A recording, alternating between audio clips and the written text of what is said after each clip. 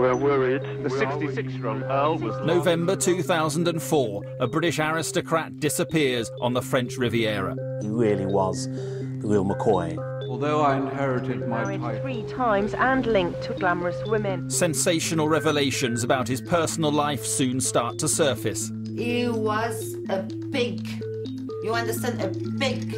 But with no body, has a crime even been committed? I immediately thought that someone had got rid of him. But why? How? Who?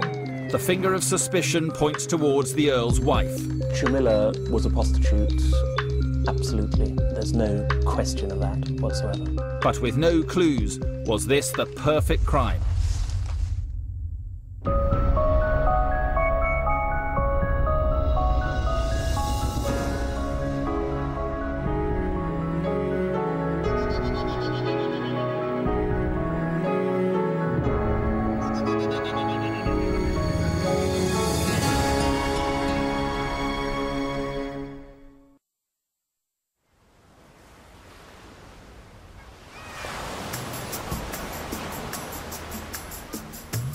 Cannes on the French Riviera, one of the world's most glamorous resorts.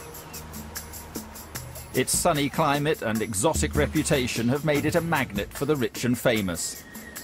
Many choose to live here, among them Anthony Ashley Cooper, the 10th Earl of Shaftesbury and head of one of Britain's aristocratic families. In 2002, he moved here with his third wife, Jamila. They lived here in a luxury apartment in the exclusive California district. But they were an unusual couple. She was Tunisian, an attractive 42-year-old former model with 2 children from a previous marriage. He was a 65-year-old peer with a stately home, a 9,000-acre estate and a multi-million-pound fortune. He was somebody who had a deep love for France and, dare I say, the exotic nature of the French character, and especially the southern French character, the Mediterranean.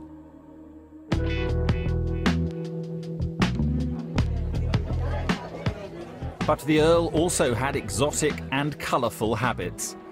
He frequented lap dancing clubs and hostess bars, enjoying the company of prostitutes and strippers. After 18 months, the marriage collapsed. In April 2004, he moved out of the marital home and lived in various apartments and hotels. A favourite was the Noga Hilton, an exclusive hotel on the famous Croisette, overlooking the Mediterranean.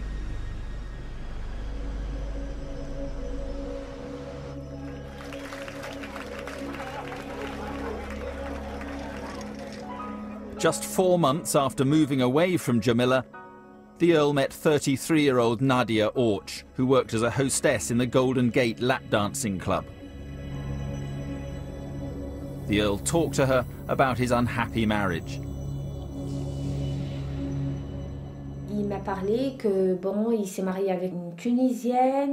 He told me that he married a Tunisian woman. He spoke to me about her brother, her family, that they were interested in only his money, that they behaved like thugs. Within weeks, the Earl had fallen in love with Nadia. He soon asked her to become wife number 4. He told me about Nadia, that he'd met this very nice Moroccan. And I said, well, look, wait a little before you get married again. But before he could marry again, the Earl had to divorce Jamila. He arranged to meet her at their flat in La Californie to discuss a settlement. It was Friday, November the 5th, 2 years to the day since they married. On that morning, the Earl was in the bar at his hotel drinking. In less than an hour, he had 6 gins and a vodka. Then, at midday, he set off to meet Jamila. But he never returned. It was as if the Earl had just disappeared. After a few days without contact, Nadia grew concerned.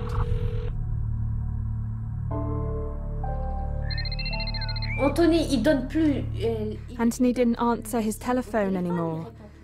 I was worried. I called again, I called England. This wasn't like him. I was sure that something bad had happened. The Earl's sister was also worried about his whereabouts. I was completely lost. I thought, what has happened? I immediately thought that someone had got rid of him. But why, how, who? The 66-year-old Earl was last seen on Cannes seafront. Detectives in the resort are treating his disappearance very seriously. A British aristocrat missing on the French Riviera made a good story for the press. The first thing you had to do was look him up in Who's Who and realise that he was an Englishman of impeccable breeding from a long line of Shaftesburys. Although I inherited my title 30 years ago, Straight away, that made him a captivating, intriguing figure as far as journalists were concerned from day one. I remain concerned, my lords, in these turbulent times. News that the Earl, a former member of the House of Lords here, was missing rang alarm bells in France and in Britain. He had more than one home in both countries, but wasn't at any of them. Instead, special branch and police inquiries indicated that the key to this mystery lay back in Cannes. The French search for the missing peer was led by the head of the Criminal Investigation Squad, Commander Alain Brunache. We took the case very seriously. There are a number of possible explanations for his disappearance. He could have decided to disappear, a suicide, or he could have been the victim of a crime. There were several possibilities, and we were exploring all of them. Lady Frances feared she would never see her brother again, either alive or dead. All day his face was in my eyes, you know, nightmares. I had one terror, that we wouldn't know. We wouldn't know, and we wouldn't find him. That was my absolute terror. The police, the press, and his family were all searching for the missing Earl. But would they find him? Detectives in the resort are treating his disappearance very seriously. We're worried. We are working very hard today to comment on any theories centred around... November 2004, the Earl of Shaftesbury, head of one of Britain's aristocratic families, was missing in Cannes in the south of France. Police inquiries were underway, even though there was no body and no evidence of a crime. The Earl's love of drink, lap dancing clubs and hostess bars quickly came to light. Very soon we picked up that he had been spending rather too much time in the kind of bars full of escort girls and prostitutes. The Earl's estranged wife Jamila was the source of much of the information that found its way into the press. She blamed his constant drinking and womanizing for their separation. She invited journalists in, poured a glass of champagne, acted like a rather frenetic society girl, jumping around saying what could have happened to him, this is so sad, setting up photographs of herself, loving the attention.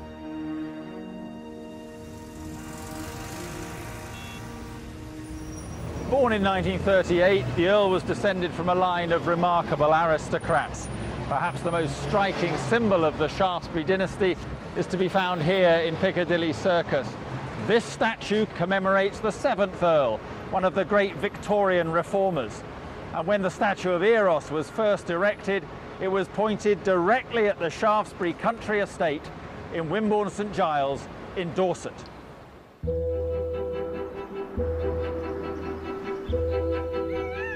This is the Shaftesbury's ancestral home, surrounded by a 9,000-acre estate.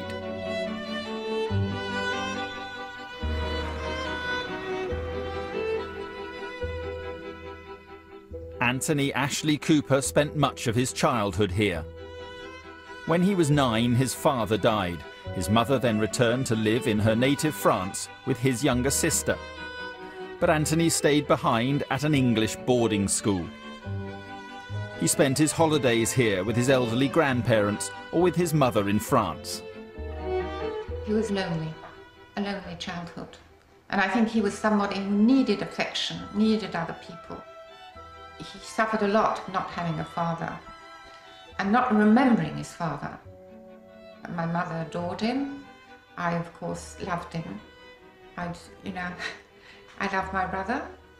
But that wasn't enough. That wasn't enough.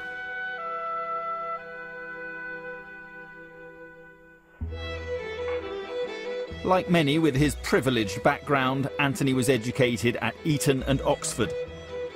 In 1961, he succeeded to the earldom.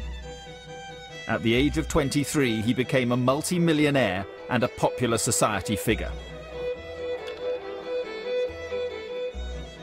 I think he suddenly realized people were going to like him because of his position, because of his money, because of his status.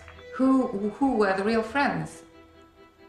Who was going to love him for himself and not what he represented? 5 years later, the young Earl married. His first wife, like the ones who followed, was foreign. She was not an obvious choice for a rich British aristocrat. He married a very, very warm-hearted, nice lady called Bianca de Paulis. She was older than him, so he needed a sort of figure, mothering figure, I suppose. But the marriage ended after 10 years. They had been unable to have children. Almost immediately, the Earl married again, this time to Christina Casella from Sweden. That was very happy times. And, well, then that also broke up, but I have no idea why. I don't know.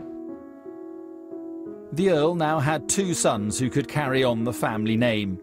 But when this marriage ended after 22 years, his life changed in more ways than one. Royal assent ends the hereditary We are peers simply saying, my lords, that what may have been... I apologise to their Lordship's House for this dramatic last-minute maiden speech. A parliamentary reform that same year, 1999, removed the right of many hereditary peers, including the Earl of Shaftesbury, to sit in the House of Lords. Although I inherited my title 30 years ago, my heart has not entirely been in the thrust and cut of politics. While he didn't attend regularly, the Earl set great store by his ancestral right to sit in the House. In fact, building a society the Shaftesbury way is not a matter of imprisoning a presumed evil spirit of mankind. The House of Lords was like a family. And even the staff, the doorkeepers, the people who were here, they were like family. The whole thing was, so it was like being excluded from a family. That upset, I'm sure it upset Lord Shaftesbury, and he was only an occasional attender. It has been my privilege to be able to speak in your Lordship's house. May I warmly congratulate the noble Earl. We very much regret that this will be his last contribution. The Earl took the loss badly. But it was nothing compared to the blow that fell in August that year. After a long illness, his mother died at her home in Versailles. He was sort of disoriented, periods of happiness, periods of depression, and this sent him into deep depression. The Earl handed the estate over to his sons, left Wimborne St Giles, and went to live in France. He bought an apartment near to where his mother had lived, filling it with her furniture. It got me a bit worried, because he was trying to keep the sort of atmosphere that he'd known around her. I suppose we all do that when we mourn. But he resented it sort of more deeply than I did, I think, because of this affection that he hadn't probably had as a child. I don't know. It's difficult, to know exactly how people feel.